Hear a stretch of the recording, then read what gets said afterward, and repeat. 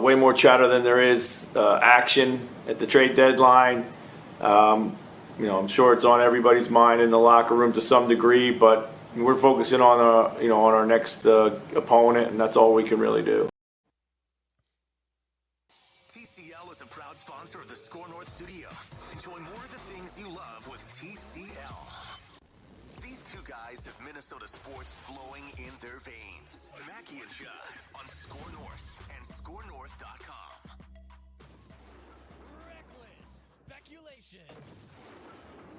Speculation. That's right. It is a Reckless Speculation Thursday on Mackey and Judd. We're going to get our friend Darren Doogie Wolfson onto the show for inside information about Minnesota sports teams. Judd Zulgad, what's going on with you today? I went to the Wolves last night. Oh, boy. Made my debut. Target center for the 2021 campaign. I'm going to tell you right now. That early lead, the start. If they would call those damn NBA games after the first quarter like they should, this team's unbelievable. This team is phenomenal. I was going to text you, Phil, and say they've turned it around. I'm the key. Unfortunately, they then played three more quarters. I think we found out that Ricky Rubio has no interest in being traded based on his second half performance last night. Just like chucking up random threes and throwing the ball away. Made this observation last night because it hit me like a ton of genius bricks. Ricky Rubio, I've been trying that shot, and look, I am not passing judgment on shots, okay? So the basketball shooting is not in my forte, as I well know, and you can find evidence of in plenty of places. On the internet, yeah. On the internet. But you know what I realized? I realized the excuse for his shot is there's no discernible difference between his shot and his pass. His passes and his shot are the exact same. They're on a flat line, and they're impressively like fastballs. But unfortunately, the shot probably should have some arc, and it does not. But Ricky shoots and passes pretty much the exact same. He may want to try a bounce shot and just see if that's more accurate. Maybe he can granny. Just start bounce. The granny shot from the field. Rick Barry, throw it up. So Judd was at the Wolves game last night, which was a fun first half and then a debacle in the second half. And so we will get into Wolves trade deadline things. A lot of people are going to be listening and watching probably after the deadline has passed. But we'll get into some stuff, and then you can judge us based on what we talked about. But let's first shout out our friends at PXG Minneapolis. It's a golfer's paradise. And right now they are stocked with PXG's newest goodies. The Gen 4 golf clubs have landed. These are drivers, fairways, hybrids, and irons. These are the best clubs PXG has made to date, which is saying something because they make amazing clubs. So whether it's great clubs or apparel, PXG Minneapolis in Southdale Center is your place. Find out more at pxg.com/Minneapolis. Doogie. Reckless speculation. Good morning, Phil. Hey, Judd. Over under 0.5. Number of games you'll attend the rest of this Wolves season. Over. I'm back, baby. I'm back. Here's the one thing. The media seating now, because it's not the courtside thing or in the corner, Doogie. It's now basically mid-court, halfway up. It's a great view. I've never had that good a view. I love it. Players don't stand up and get in my way at the end. I can see the entire thing unfold. I can analyze the defensive structure. I told you before. I've texted you this. I'm now Mr. Basketball. By the way, that doesn't take long to analyze for the Wolves. No, there's shortcomings. I'm going to call Finchy as soon as the show's done. I told you, Doogie, on Twitter several times, I am now Pandemic Zolgad as Mr. Basketball. I know you are. You're a basketball aficionado. Just the way you broke down Ricky Rubio's shooting issues. Yes. Right? I mean, that just screams. Like Bill Walton, Hubie Brown, Yes. Jeff Van Gundy, Yes. Judd Zolgad. Shot doctor. By the way, Rubio does Shot have some doctor. trade value. In spite of the shooting woes, like the Clippers have checked in, there are some teams that legitimately have some interest in Ricky. In fairness to him, I was actually told, because I have said, what does he do here? I was told last night that there is something to be said for the impact, and it's positive, insert your own joke here, that he's had on Ant, and that they really like him in the locker room because he brings, and I know they stink, okay, but he brings a stability that they feel if they traded him, they might lose completely. I will say I think So- assistant coaches are not part of the salary cap, and so listen, if he just wants to be a $17 million assistant coach, and the Wolves can get some of that cap back, that'd be great. Let's save Wolves for a little bit because I think Vikings is probably the thing that by the time a lot of people listen and watch, Vikings are going to be the relevant thing. So according to overthecap.com, the Vikings have about $10 million in cap space after some of the restructures and after some of the signings. Now, they're going to have to allocate, 40-ish% of that to a first-round pick and then a third-round pick or two. You're going to have to take some of that money and sign players that are going to be in your top 51 to the cap. So, Doogie, what are you hearing with the remaining cap space they could use, any other potential contract restructures to clear space, and then players they may be looking at right now? I mean, there's a bunch. I think they would love a lot of guys on their terms, right? So they, at this point, are not breaking the bank for any one player, but they have planted a number of seeds. I will credit Chris Thomason of the Pioneer Press. So early on, when the Saints let go offensive lineman Nick Easton, the former Viking, I was led to believe, now, hey, it happens in this business. We get lied to. But I was told that the Vikings were not in on Nick Easton. Well, hindsight, checking after a Chris Thomason tweet on Wednesday, it turns out the Vikings made him an offer right after New Orleans let him go. So the offer was, when did he get let go? Late February, early March. I mean, it was a week or two before free agency officially started, but as a veteran, he was let go by the Saints. He was able to sign immediately. It was like the Vikings signing Stephen Weatherly after the Carolina Panthers let him go. So the Vikings made Easton an offer. So we know they are trying to sign some guard. There is certainly steam out there about Forrest Lamp, but do I think the Vikings are willing to pay Forrest Lamp $2.5–3 million? That is unlikely. But if Forrest Lamp wants to come here for a minimum type deal, maybe with some semi-reachable incentives built into the contract and a 1-year deal, yeah, I think the Vikings would happily take Forrest Lamp. I think there's some other guys they would take. I continue to hear that there is a tackle. I don't want to say the name because if I say it, it'll trace back to the person who gave it to me, and I don't want to burn that bridge, but there's a tackle out there, but the money just doesn't work right now. I checked on some edge rushers, and I was told by one agent that he feels like the Vikings just don't have money to sign his client. So I won't say that name either. It's one of the better edge rushers available right now, but I was told, hey, the way we look at it, the dialogue we've had, so there has been dialogue with this agent with the Vikings, but that the money just doesn't work. So let's see if they can complete maybe a Harrison Smith extension sooner rather than later. I think that does happen. It's just a matter of when. Does that happen now? Does that happen late April? Does that happen way after the draft? Does that happen June, July? But I think that happens. I think Harrison Smith eventually gets extended. So when that happens, the Vikings can create some more immediate cap space. Let's rip the Band-Aid off. Reckless speculation. Something's going on here, okay, Dukes? Well, I think a lot of things have been going on. Right. But They've talked trade. I mean, there's a lot of stuff that's been happening. So there are deals I think that are tentatively in place with Forrest Lamp. Like I think they're way down the path, but he's not going to get a ton. So like he is a player who's sort of at the mercy of the Vikings as well. They've got a safety. It's Xavier Woods, I believe. The former Dallas Cowboy, who I think they're close with as well. Well, that's interesting. So you're advancing what I'm saying. So you're saying Lamp and Woods yes, but here's what I'm saying. are about done? But here's what I'm saying. Reckless speculation. I'm saying because this business is weird and because people lie a lot, I'm saying what I think is going on here is like if you put the pieces of this theoretical reckless speculation puzzle together, the Vikings are clearly not pulling the trigger on what could be considered moves that they probably could make today because they might be trying to hold on and wait till they can make a bigger move, which I think traces back directly to your left tackle idea. Like privately, I think they're probably panicked that right now they don't have a left tackle. Because, like, you can't go into the draft and be like, we're going to get one for you don't know for sure. Like, you pick 14th, right?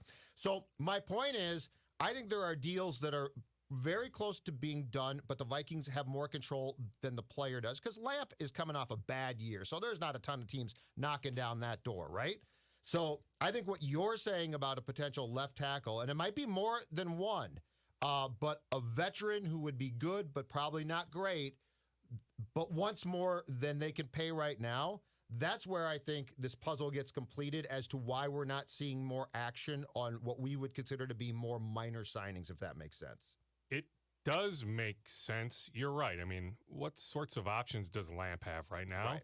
If you look at the safety market, there are still like 15. I'm not exaggerating. About Anthony 15 Harris took nothing decent safeties out for there. him. Yeah, I mean, the Vikings tried. Yeah.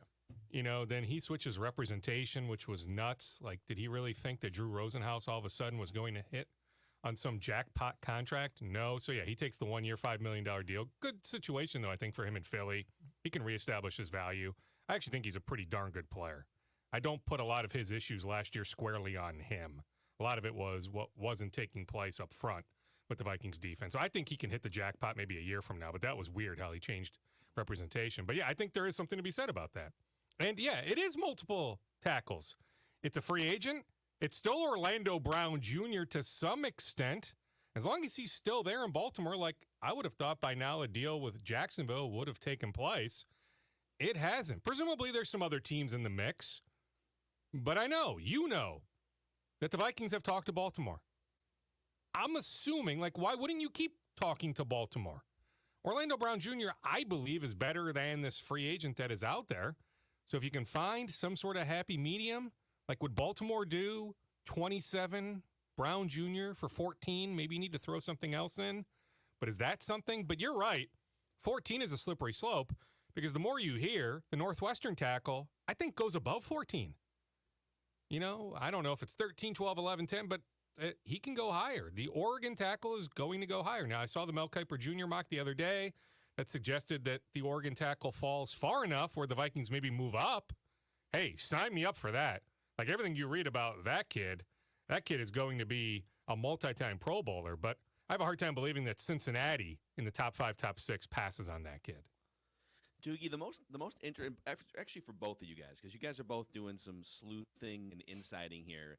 And so when I hear, boy, the Vikings need to pull this string over here and keep Forrest Lamp and potentially Xavier Woods on ice because they're limited on cap space. I mean, the obvious, easy solution to create more cap space besides a Harrison Smith restructure is Kirk Cousins. It's exactly what they did last year. They said, well, we don't really have a lot of cap room here. It'd be nice to get Michael Pierce in a purple uniform.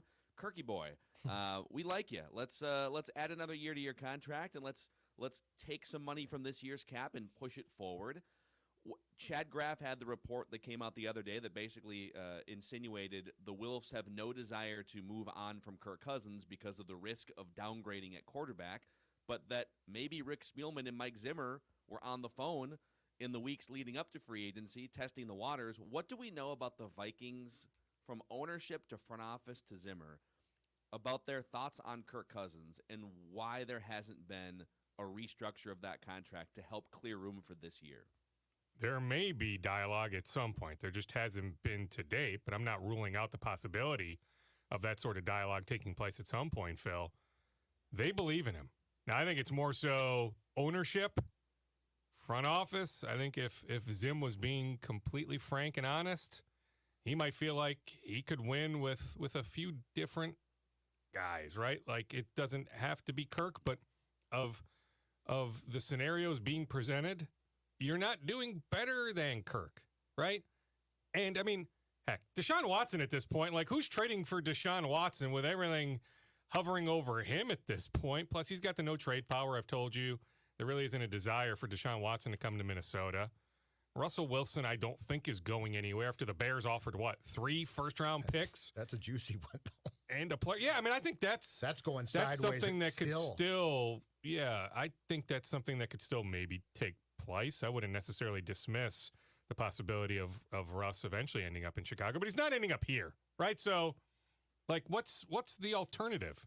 Well, I think that the Vikings, when the Stafford Goff Lions Rams trade went down, I think the Vikings definitely got calls, and I'll go back to, I think San Francisco definitely called them and said, "What about Kirk? Can we get Kirk?" And my understanding was it was run all the way up the food chain of, do we discuss this? And the Wilfs said no. The Wilfs said, this is the guy that you committed to. We want to. The Wilfs have made it very clear, and this is where I think there's a disconnect in what's going on here, and it concerns me, and it should concern fans because it's not going to lead to the championship. The disconnect is the Wilfs, and because of where Spielman and Zimmer are contract-wise, are all in for 21. So, like, they're going to make moves that are all in for 21. They're not going to make moves that are in for 22 or 23. And their best option right now at QB is Kirk. I think the question becomes, is this the best option long-term? But it sounds to me like the Wilfs don't care about that. Like, the Wilfs say, you signed Kirk, we extended Kirk, and Dukes, you're right. Kirk is our best option right now. And so that's where it becomes a discussion of, what's the goal here? And I think the goal of the Wilfs is to make it back to the playoffs. I'll be very clear about this. To the playoffs and take your shots in 2021. It's absolutely to get back to the playoffs. I mean, just look at the Patrick Peterson move. I mean, that screams of desperation, does it not? Well, he's an older player. Now, I'm on board with that move. I think Cam Dantzler has a pretty high ceiling. He was really good as a rookie. But when you look at that Vikings schedule, you've got DK Metcalf in Seattle, you've got DeAndre Hopkins in Arizona, you've got Devontae Adams twice, Allen Robinson twice, you've got CeeDee Lamb, Amari Cooper. With the Cowboys, it's a really challenging schedule from a wide receiver standpoint. So I still trust Patrick Peterson this year in coverage more than I do Cam Dantzler. But, like, if you look at the last even 2 years, it wasn't necessarily just 2020. It was also 2019. I mean, there was a fall off there. Incredible athlete, right?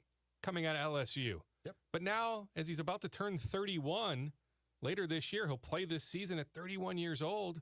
There has been a drop-off with the athleticism, right? So doesn't that move right there scream of, why are you paying Patrick Peterson all that money, a 31-year-old cornerback? And what's intriguing about that point, too, is the fact that it sounds like the Peterson camp called the Vikings after getting wind that the Vikings were attempting to talk to Richard Sherman, who, again, goes back to exactly what you're saying. No, After they had tried on Shaquille Griffin. Exactly. So they kept going, but they're going down this path of we'll take what we can get that will help us improve immediately. Like, I think Mike has told them, if I'm going to get fired, we're going to do it with my defense as good as it can possibly be, which is veterans, right, trying to sign guys, and that I don't care about the future. All right, well, let me give you, and my Wi-Fi went out, so Declan, I don't know if you saw my text. I was connected to the TV newsroom, which is way downstairs. It was automatically in my laptop. That radio, baby. Yeah, so I got to connect to the radio Wi-Fi. Like, you held on for like 20 minutes with like a Wi-Fi from a different section. Which is, it was pretty good. If I mean, this is very inner Hubbard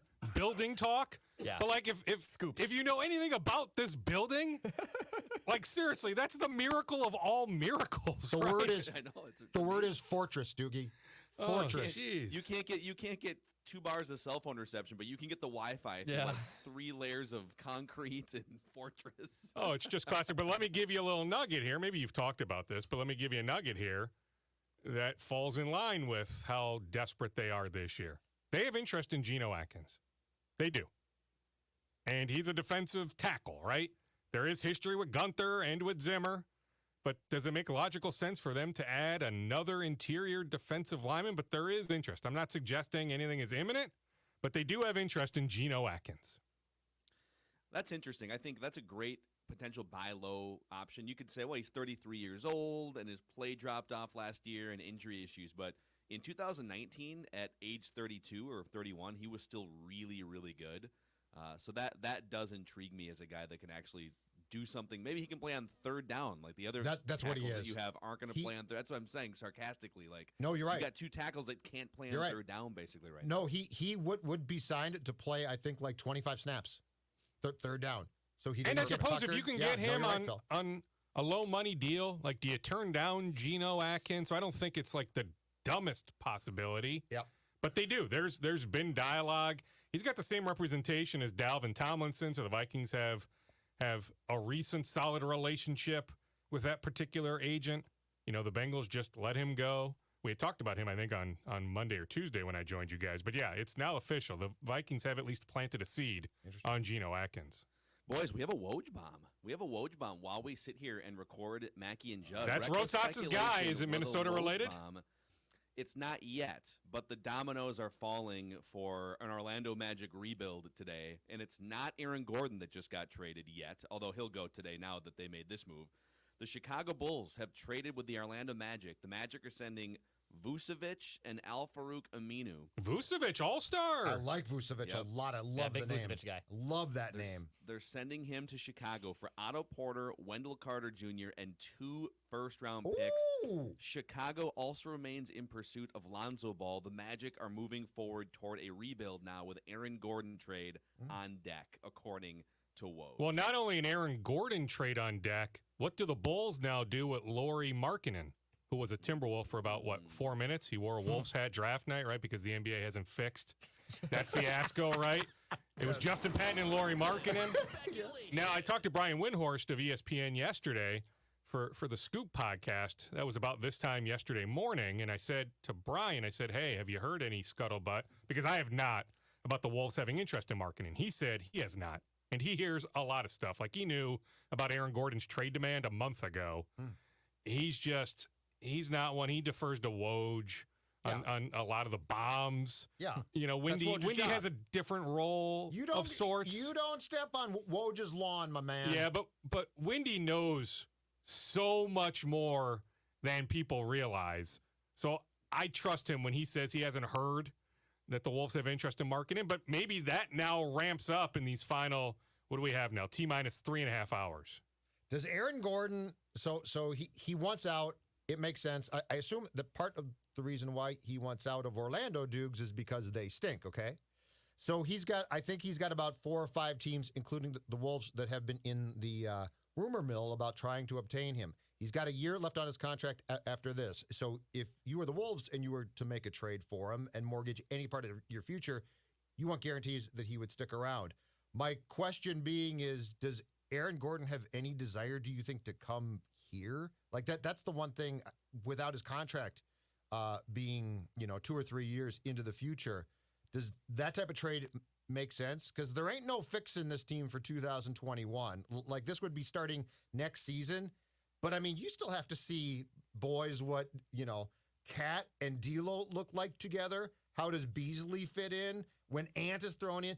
Like, are you going to go get another piece to the mix now? Or are you going to not take that risk of the guy saying, hey, it's been fun after a year, but peace out? He doesn't have no trade power. The way that somebody who's close to him said it to me was, it's not like he has any sort of hammer, but all things equal, yeah, he would prefer Boston. Yeah. Like, give him Boston. He, too, has a nice shoe deal. You think about the endorsements and some of those things, and, yeah, him being on a better team, maybe a bigger market, like Boston certainly wouldn't help hurt him in that regard. But, like, do I think he would throw a fit if the Wolves found a match with Orlando? No, I mean, the hope would be, the rest of this year, toss it in the garbage can, right? Give Chris Finch a full training camp, a full preseason next year, that the hope would be that they can make tangible progress next year, that after the 2021-2022 season, when Aaron Gordon hits free agency, that the Wolves would be in prime position, especially with his bird rights, to go above and beyond, that at that point he would see that there is a foundation in place that he would want to re-sign here. Doogie, long term, when it comes to D'Angelo Russell, think about how different the landscape is now with this team compared to when he lands after the trade and they've got the welcoming committee from the organization and he's putting out on social media that I found my home, right? And Ryan Saunders was the coach, and they had a certain vision for the way that they wanted D'Lo and Cat to play together. And like a year later, Ryan's gone, and so Chris Finch is going to have his own opinions. Cat and D'Lo have only played about 5 games together, and Cat and Ant, not all the time, but Cat and Ant have looked much more like the pairing that you're going to build this thing around. And if you start to look at Wolves lineup combinations, the worst 2-man pairing on the team this year statistically from a plus-minus per 100 possession standpoint is Ant D'Lo on the court at the same time together. So they have not mixed well on the court. I guess my question Although is, small sample size, right? Relatively small sample size. yeah, I mean, And Ant, smallish, Ant today isn't the player Ant was December 1st. Like he's That's taken fair. enough steps up. So I'm not completely how does he- dismissing that note, Phil. That's good. I haven't dug deep on those analytics. So thank you for bringing that to the table because I didn't know that. But I'm just saying I need to see a little bit more. But I think so. So let's take that pairing. Let's just say that maybe there is a way to get those guys on the court at the same time and have it not be a train wreck, unlike earlier this year. What do the Wolves think of D'Lo's presence and contract and everything about him now that he's been here for a year? Is their opinion higher, lower, the same as it was a year ago?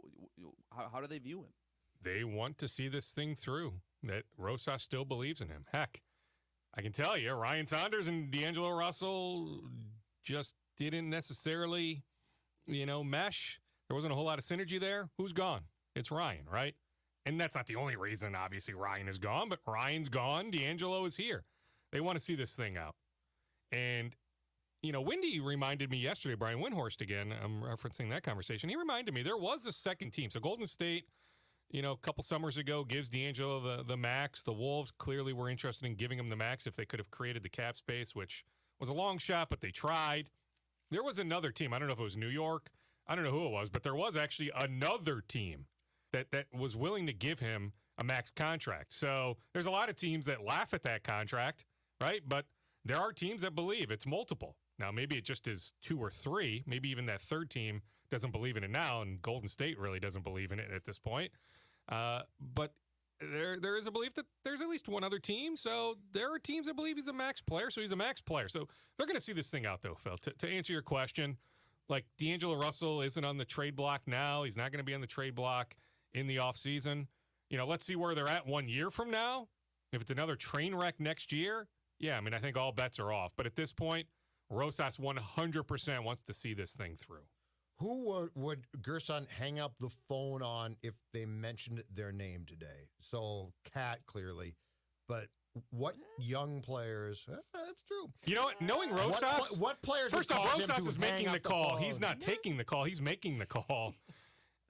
And Okay, I think but if he'd you- at least listen. Like, Cat's not going anywhere. But if the Phoenix Suns offered DeAndre Ayton, 2 or 3 future first-round picks, maybe Mikal Bridges, I don't know, you'd probably at least think about it. Reckless speculation. Because his guy Booker's down there. I'm just saying, he'd listen. He's not going to hang up the phone. You but never know what's going to happen in the scoops. Cat's not going anywhere. Hey, Dallas, know. I can tell you this much. Dallas loves Cat. Porzingis. He could have gotten on the plane with him after last night's First-round game. picks. Now, they gave up some first-round picks for Porzingis, so New York's got those picks. And Doncic isn't going anywhere, right? But if they Doncic threw was pretty in bad last night. Porzingis and 3 or 4, How about only 2 points in the first half? That Doncic was has nuts. the worst body of a superstar I've ever seen. Doesn't matter. That guy must live as healthy as I do. That kid is Oh my off the God, charts on I a rookie know. contract. I know. He would be a value at $35 million a year. He makes like $7 or $8 or $9 million a year. It's the best contract in the league. He'd be like the best contract in the league if or when he signs the max extension. It's not an if, it's a when. He'll sign a max extension when he's eligible. I love that kid. That so kid do I. was unbelievable in EuroLeague, the second best league in the world as a 17-year-old. There was stardom written all over him going back to when he was like 15. But I get it. You look at the body type and you're like, whoa, how does he do it? But he's off the charts. But I'm just saying, Dallas, Phoenix, his guy Leon Rose, his former agent, runs the Knicks, even though Tibbs is there. I'm just saying, Okay. if he wanted to listen, and I don't think he'd hang up the phone. Okay. The league is monitoring Cat's situation here. Maybe is the best way to say it. Nothing is happening today. Nothing is happening this summer. But the league is monitoring the Cat situation here. Ant, to answer your question, Reckless Judd, speculation. Ant isn't going anywhere. Okay. That I can promise you. and Jaden Jaden McDaniels. McDaniels? Jaden McDaniels. Douglas guy? It would have to take a big offer. Oh, It just it would. I'm not saying never say never, Oh, yeah. but Okay. and I know for a soft. fact there are a lot of teams that really like Jaden McDaniels. If you could acquire Jaden McDaniels When on that rookie contract, knowing what he can do already, his two-way potential, you have him under team control at a low number for multiple more years. Yeah, I mean that holds incredible value. So I think Gerson realizes that. So I would be surprised if if McDaniels goes anywhere. When I think the young Minnesota stars like Kirill Kaprizov, Justin Jefferson, and Jaden McDaniels, man, those are just untouchable assets Dex here in called it Minnesota early. sports. Dex called it early. Who's on got a Jaden cigarette, McDaniels. man? After that, I need a cigarette. Hey, McDaniels coming out of high school was a top 10 recruit. Was he McDonald's All-American, Declan? I can't remember. I mean, I think he was. He was a top Declan's 10 lottery agent? guy going into the last college basketball season before the pause. Correct. Yeah. Yeah. He was a top 10 guy. I just want to make it clear, too, Declan, hopefully you wrote down the phrase verbatim, the league is monitoring cat situation. I want all the NBA news aggregators to have that in 30 minutes. Got it. Got it. Darren Doogie Wolfson's name attributed. You should have heard Wendy yesterday. He's like, I got to be real careful. Like, he paused multiple times just thinking through what he was about to say. Yeah, because he's like, I just know the aggregators are just, they can't wait to just jump all over this. I'm like, I get it, Wendy. Like, he told me. So to continue this, he goes, I know what the offer is that the Wolves made the Hawks for John Collins. It was a player and a future first-round pick. But he goes, I won't say the player because the aggregators will they'll go nuts. I bet I know. And, well, I mean, Kevin O'Connor of The Ringer said it was show. Beasley. That it was Beasley in a first-round pick. I'm led to believe maybe that's not necessarily true, though. And I don't know who Wendy was alluding to. He wouldn't say. He wouldn't even say. I didn't ask him, I guess, off mic. But he didn't tell me. I'll also say this much. I heard there's reluctance from Glenn Taylor. Don't forget, any trade goes through ownership. I quit. No, don't quit on this because I think there's something to be said about this. Are the Wolves, if you're the Wolves, just look at it. Should you be moving any future first-round pick? When you know you already owe Golden State a first-round pick, actually would not. whether it's this year I'm with you. or next year. Yeah, I'm with you. I mean, Golden State's getting one of your first-round picks here the next 2 years. Okay. Should you then be moving your 2023 or 2024 first-round pick? No. I agree. Right now, Doogie, I think right now your don't best path is to get lucky and keep your pick for one and get the number one pick again, which there's the Wolves are going to have as good of a chance as anyone to get They'll have a the number 40% one pick chance. for the Phil, right they now. can still win games, and they're trying to win games. They can still win games. The top three or the bottom three, the three worst teams in the league all have the same lottery odds. So the Wolves, if you look at the NBA standings, the Wolves could win 4 or 5 more games in the coming weeks. They still will be like the third worst team in the league. This is presuming the fourth worst team, I forget who it is, but that the fourth worst team wins a game or two. Cleveland won last night, right? So the other teams outside of maybe Houston, and Houston's here this weekend, those will be two fun games. Houston lost 20 consecutive I know. games, and the Wolves And they're didn't about to pass move them. Oladipo, so they're about to blow it up even more. But even if Houston finishes with a worse record than the Wolves, which is entirely possible, it'll still be the same lottery odds. So the Wolves can win some games and still have the 40% chance. I'm with you, Phil. Pray. Do whatever you need to do. Like if the Wolves can land, even if it's not one, Phil, if it's 2 or 3, because then you're guaranteed. It's a 4-player, 5-player draft at the top. Jalen Green, Jonathan Kuminga, Jalen Suggs, Evan Mobley, and Cade Cunningham. I would take Cade Cunningham 1. I think he's got a lot of Doncic in his game, Grant Hill in his game. So as much as I love Jalen, I would take Cade Cunningham. But like if you end up with Jalen Suggs, throw a parade. If you end up with Evan Mobley, watch USC this weekend against Oregon. If you haven't watched Evan Mobley at 7 feet tall is unbelievable. Like if you can end up with any of these kids, or go to YouTube, watch the Kuminga and Jalen Green highlights. Jalen Green is a shooting guard, so from a positional standpoint, doesn't make a lot of sense. Kuminga can play multiple positions, the 3, the 4. Like, I'm just saying, if the Wolves end up with the 3rd pick, Phil, it'll be, like, seriously, hallelujah, please, bring it on. If you told me right now it's the 3rd pick, they don't end up at 1 or 2, so they don't get Cunningham, I would say that is the best-case scenario. Yep.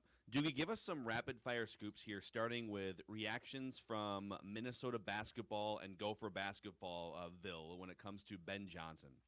There's a lot of excitement. I mean, I've talked to J.B. Bickerstaff. I went back and forth, or at least got a tweet from Vincent Greer, and talking to J.B., who's gone back and forth with a lot of his former teammates.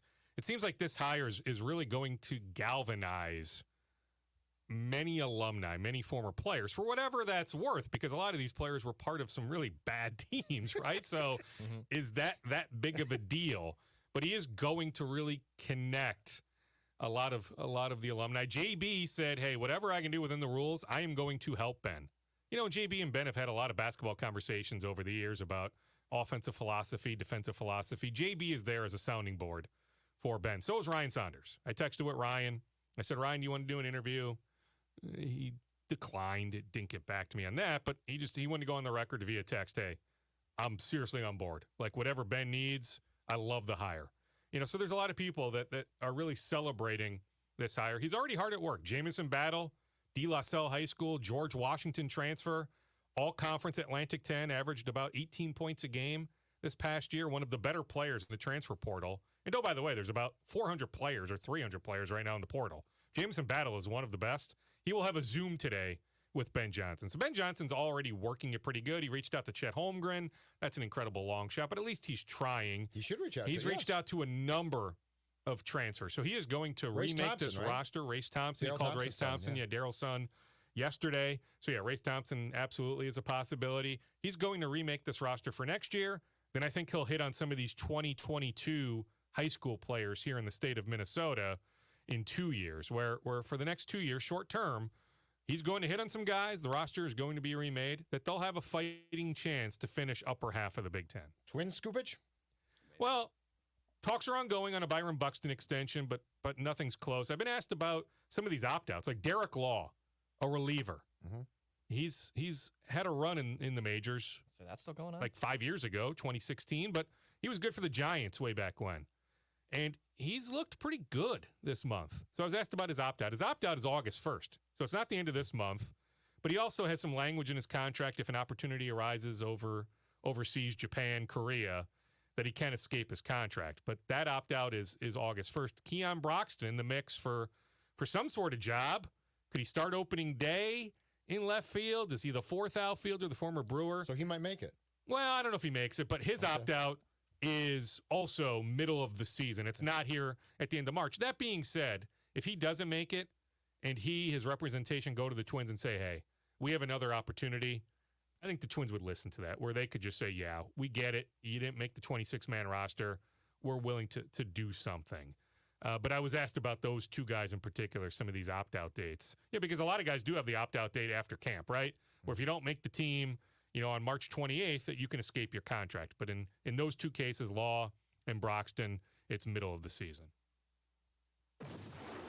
Reckless speculation. Inside information about your favorite local sports teams. You can find Doogie as part of the 5 I'm out of Eyewitness breath. News sports team. And also Dumba the is Scoop back podcast. tonight. Correct. Dumba back tonight. Talbot on back-to-back starts as well. He's looking at his which phone is and very telling us interesting. this. Yeah. Amazing. Yeah. Amazing. He is the local. If you could combine Adam Schefter, Adrian Wojnarowski, Ian Rappaport. I'd like to Ken combine those Rosenthal, all salaries, into one. is what I'd like to combine. No, I'm not those guys, Phil, but I appreciate that. Sid likes All right, Doogie. scoops from Doogie. Thanks, buddy. We'll say goodbye to Doogie. We'll keep it right here on Mackey and Judd, and tell you about our friends at Federated Mutual Insurance Company. By the way, speaking of friends of local sports teams, Federated has been a proud supporter of Gophers Athletics, the Wolves, Minnesota United coming back to Score North for another season, and also business owners around the state of Minnesota. If you are a business owner and you're looking for more peace of mind, frontline protection, risk management resources, Federated recently launched MyShield, the online client destination for risk management needs. Find out more about how MyShield and Federated can help your business by going to the website, federatedinsurance.com, or download the app. You can also just talk to your Federated marketing representative today by calling them. Information again at federatedinsurance.com. Remember, at Federated, it's our business to protect yours. Also, boys, the weather is starting to at least make its way toward riding season, the summer here. And if you're like Declan and I, Judd just wants to stay inside all day. If you want to get outside and enjoy the weather. I'd wear the gear, though, okay? Let's be very clear about that. Judd would wear the biker gear. Yes. Chaps? Be kind of fun. It depends. Some chaps? Are they comfortable? chaps. Are chaps comfortable? Yeah. I think they're very I think comfortable. Don would like the chaps. I think so, too. Yeah. I think so, too. Well, whatever you ride, if you're riding a couch like Judd or a Harley, a cruiser, a sport bike, you'll find what you need at DennisKirk.com. 160,000 parts and accessories in stock, clothing and helmets as well. Order before 8 p.m. and they ship the same day. Plus, shipping is free for orders over $89. The best in the business, DennisKirk.com. Proud supporter, I think they're proud, of Score North and Mackey and Judd. Everything you need for your ride at DennisKirk.com. Before we get to old tweets exposed, we just injected that scoop session into our veins for like 40 minutes. That was- Pick the one thing. Oh my God. The one thing that you were the most high on there. Oh my God. I am high. I am so high on scoops right now. I've OD'd on scoops. I think it's the Vikings conversation, the direction they're going, and how it's playing out, and how it's sort of slow cooking at this point. And I just put together a list as Doogie was talking to us about the Vikings that I termed moving pieces. Okay, so like active moving pieces for this team. And I came up with 1, 2, 3, 4, 5, 6, 7 of them. All right. 1, Danielle Hunter's contract, which could help you cap-wise and needs to be redone, like to keep him happy. 2, Harrison Smith's contract, which I think is going to get redone to get him some guaranteed cash and also to get you much-needed cap room. Then you got left guard. Then you got left tackle. Then you got defensive end, which they've got one in Hunter, but Zimmer and the team clearly wants a second one, and they made some big pitches to get one and so far have struck out. Then you got safety, which remains a question mark. And the last one, defensive tackle, which we discussed might be the addition, if he'll take what they offer, of former Bengal Geno Atkins. I think that's what intrigues me the most about where this is all going to land and go, and what we're going to see finally as the philosophy for what this team can put together to clearly try and win in 2021, when I guess I have my doubts about how much. It's not that you can't be a competitive team, because you can be, but like, does it really get you over that hump? And I have questions about that. Well, I do, especially at a discount. I do love the Geno Atkins idea. I mean, at some point you got to fix your offensive line, and so with limited resources, I think there's also been some haggling on our Purple Daily YouTube comment section, which we love to dive into. People saying, "Well, I think you guys are overstating how little cap space they have," and some of it's semantics. So over the cap has them with about $10 million in space. After some of the finagling, The that Barr they did with contract, Anthony Barr. it turned out, freed up more than was originally reported. And that's awesome. So the way the salary cap works is it's actually it's the top 51 guys in terms of how much they're paid on your roster that count toward it. And so not all of your draft picks are going to count in the top 51, but your first round pick and probably your 2 third-round picks that are both going to get around like $800,000 a year, those guys are all going to count. So you're looking at probably $4 million, $5 million, somewhere in there to sign your draft picks, which leaves them right now, before any other restructures, around $5 million to sign some players. So, yeah, they can. I think I look at $5 million and think, all right, you can sign a couple bargain bin guys, and you can sign Forrest Lamp to be a project left guard, right? But I love the Geno Atkins idea, because I think people are going to look at his age and him having a decline last year and just kind of be like, it's a little bit risky for me. But he's not going to play 850 snaps like he's been throughout his entire career. He's going to play half that, and he's going to be fresher, and he's going to be put in a position to just maximize the snaps that he will play. So I hope that happens. But I also think they need a left tackle, a left guard. And I think they know that. So. And I'm telling you, there's no way that they're not concerned about the fact that right now the Reef thing looks like it could blow up incredibly bad.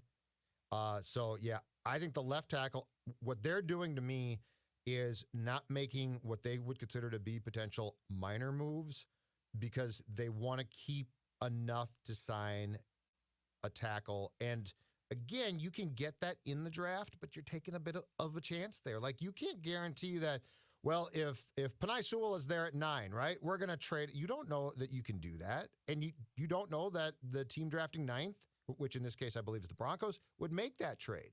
Yeah. So there are certain positions at which I think you panic, and there are certain positions at which you're probably confident that you can fill in the piece.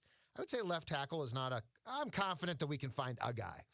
Yep. Boys, every Thursday, in addition to reckless speculation, we always dive into the Twitter archives. Go back. Judd and I have been tweeting since 2009, right? And Declan does a combing of the internet and exposes the old tweets that are floating out there for all three of us. And then we decide who had the worst of the old tweets exposed. So Minnesota. Declan, what do you got for us? Minnesota Twins edition of old tweets exposed, hence the hat. We'll start with Phil. My Oh, nice. Look at that 1987 boy. Twins championship. Oh, my cup I today. love that. God, that's been through a lot. All right, we'll start with Phil. This was from. Pretty clean still. Can you really clean that sufficiently? You can clean that. Absolutely. It's like Really? You plastic. think you can Oh, clean yeah. it sufficiently? Yeah. You'd think the jury. Aren't you? Embedded... I thought you're like the hand wash dishwasher expert. Like you Well, love that's to why hand wash. I don't dishes. like. I don't like stuff, plastic stuff. I can't throw away. As a Like I'll keep a glass like that, but I'll put pens in it. As a single eligible bachelor, the dishwasher is like my favorite thing in the world. I run that thing 3 times. Hand washing a dish is I'll clean a toilet before I'll hand wash a dish. I love to I'm hand dead wash. serious. I love to hand wash. I'm I'm dead just serious. telling you, when it comes to plastic, I'm just Ugh. a little bit concerned sometimes. Can't stand it. All right, old tweets exposed. Yeah. We'll start with Phil. September 30th, 2020. This must have been right after the Astros game. All right, Kirilloff is penciled in for next year. Now, that might still be true, obviously, but Alex Kirilloff not making the opening day roster. You cut off the part about unless the cheap poll ads decide to send him down for service time, Declan. You sabotage Mackey. A little bit here. I mean, he could have helped his own cause by at least hitting 200. Oh, okay. At least hitting 200. I'm still in on him, but he gave them. I think they were willing to. They were willing to be open-minded if he had a mediocre spring, but it still doesn't really make sense to me that they would trust him to start an elimination playoff game, but then after like 2.5 weeks of bad at bats in spring training, they would just be out on him. So clearly there's service time at play 100%. With this decision. So 100%. All right. All right. The next 2 old tweets exposed here are Joe Mauer tweets. One from Judd, one from Declan. We're going to start with me first, because this, I think, is probably, once again, going to win if I can get it up here. Pun intended. Oh. So, instead of whenever you talk about Joe Mauer, that's exactly what I'm thinking. Instead of an old tweet, I found a Facebook status from, your memories. It shows you all your Facebook statuses on certain days. So on Sunday, I noticed this doozy of a Facebook status from Declan on March 21st, 2010. Twins inking Mauer equals World Series. Well, you were what, like 17? Yeah, I was junior in high school at this point. So you were feeling pretty good about I this was all tweet in, all baby. throughout 2010 until about the 6th inning of Game 2 against the Yankees in the ALDS. Yeah. I mean, the entire 2010 season was nice, but up until that 1 week in October when everything came crashing down hard. Yep, I think that contract that's a perfect example in baseball of you pay a guy for what he's done, not for what he's probably going to do. And they had to sign the contract. But there was, true. Based on all the information they had about his body, and there's no way that he was going to be a catcher for the duration of that contract. And I think they knew that, but I don't think they figured that he would just completely erode offensively after leaving catcher. So, but Joe Mauer also made about $500,000 a year when he was an MVP, and Mike Trout was the same way because baseball's economics are just wacky. Absolutely. So, anyways, they had a better chance to make it when he was making less money. Last one here. And actually, PMAC's handle is included in this tweet, but it's a Judd tweet. Someone tweeted, and this must have been during Mauer's concussion, or bilateral leg weakness, I should say, because it's August 25th, 2011. Any chance the Twins just shut Mauer down for the season? And Judd said, I don't think that's a good idea. I don't remember the context of this at all. So it must have been, he was hurt around here. This was like his injury-riddled 2011 season. I think he was battling. This was the questions of his characters because there's other tweets around the same time, like questioning his toughness, his softness. And someone asked, should the Twins just shut him down? Okay. You said you didn't think that's a good idea. They put him in right field around this time. I was at that game. Oh, for the one game. For the one game. That's Phil's story about the flight from Rochester. Luke Hughes That's was true. supposed to fly in from Rochester, I might. and he was sitting at the wrong gate at the Rochester airport. That's so and he had his 2011 headphones on. Twins. And he just he zoned out and he missed his flight while amazing. sitting at a different gate at the airport. But Joe, when did you start at 1500 ESPN? It must have been just a few weeks before this tweet. No, I started the show with Fun in September of that year. So this is contracts being negotiated. This is right after I made the switch from the Strib to the station, but I don't even think I'd started the show yet at this point. Because I think we went on, our first show ever was the Monday after the regular season opener between the Vikings and Chargers when Percy Harvin, I think, returned the opening kickoff for a touchdown. And then that was the year I think they went 3-13. So yeah, this was It was right. all downhill from Oh there. God, it was terrible. But- But this was right at around that time. Yeah. I mean, considering though Joe Mauer's injury, probably just should have shut him down. Probably should have shut him down. yeah. I don't know how much we knew about the whole. True. There's still more to that story Well, wait, that they that's- never told. That's what was the year of the concussion thing? That was 20 after, right? The 2013. concussions was like, 2013. 13, He bounced right. back in 2012 and was Yeah. decent, and then 2013. 2011, there were underlying health issues in 2011 that they did not talk about, and I've never gotten the full story, but it definitely wasn't bilateral leg weakness. I mean, that was like he Wasn't- had weak legs because of whatever was happening to him. But, Wasn't was it? What, didn't he have pneumonia too at one point? Like he was like clearly battling other things too, and that weren't just his body. I think they were. I think 2011 was a year of them trying to figure out some health issues with him behind the scenes without wanting to tell everyone what was happening. Right. And that story has never been fully told. So maybe it never will. Maybe. Or maybe someone will. 10 years later, I'd like to maybe. I was going to say maybe we can 10-year finally anniversary figure of it out. what went wrong with Minnesota Joe. Minnesota 2010 Joe. Vikings, 2011 Twins. There's a That'd be correlation, interesting. a train wreck correlation there. That'd be interesting. Boys, this was Who wins that? what the train wreck year award there. No. Probably the 10 Vikings. No, the R3 tweets. Like there's no Oh, worst me. one. Oh, Me. I think it's probably me. it's probably Declan. It's not. Yeah, This wasn't a crazy damning addition. But I think it's probably me. Okay. I'm in agreement there. Yeah. Declan. I mean, Okay. Declan literally declared like the World worst Series. contract in Twins history. That's Ricky Nolasco is the worst contract in Twins history. Just in terms of like what you did or didn't get from the player. Yeah, and he Okay. put World Series there. All right, so. that's fair. Fine. Boys, Just one- this was a heck of an episode of Mackey and Judd here. MVP Doogie and you and I and Dex were just along for the ride, man. He was like 2015 LeBron, and we were just J.R. Smith in the corner, like, oh, Mhm. just stay out of the way. Deli Nueva, just Kick it here's to the me if you ball. need me. Yeah, yeah. Kicking the ball back to LeBron, to Dukes. Yeah, no, that was awesome. So, by the way, the today and tomorrow are the last 2 days of our March Pick Your Prize contest on the Score North app. And so, if you haven't registered on the Score North app and you haven't registered for this contest, we're giving away $100 a day to people who open the Score North app, to one person per day who opens the Score North app. And then we are that person is then entered to win a $10,000 prize pack from one of our 9 partners. And you can find out all the information on the Score North app. Just download it. It's free. Register and enter to win. Feeling very generous this month. Pick your prize month on Score North. Thanks for hanging out with us. Romcom Rewind Oh, makes God. its return tomorrow Reese. on Mackey and Judd. Sweet Home, Alabama. And don't forget Daily Vikings Entertainment on Purple Daily, our other daily show. We'll see you guys later.